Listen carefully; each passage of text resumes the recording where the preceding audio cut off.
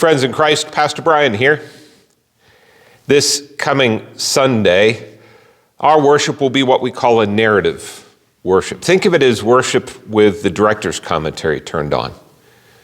And so as we go through our normal patterns of worship, we'll be providing some commentary, maybe even some conversation about that particular part of our liturgy. We'll talk a bit about, why do we do this?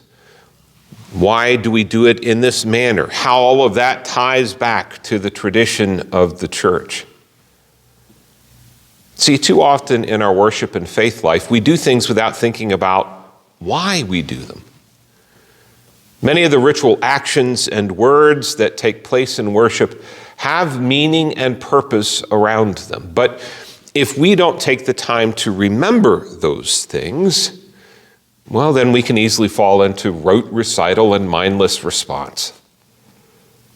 You see, our worship of God is meant to engage the whole of who we are, our mind, our senses, our body. Now, admittedly, some worship services we do better than others, but there is always an opportunity for those who are assembled to actively engage each sense in our worship.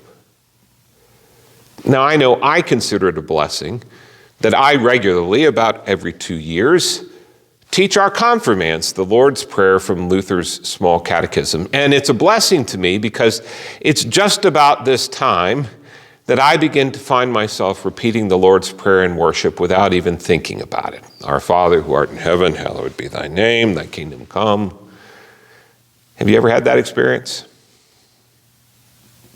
But when I read again Martin Luther's commentary in each part of the prayer, I find that I re-engage with that prayer in worship. I'm more mindful as I pray, and I find it deepens my worship life.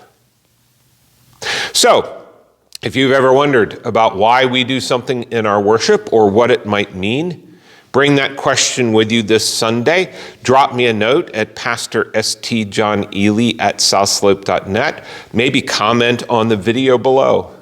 And who knows? Maybe we'll talk about it at worship this week. God's blessings.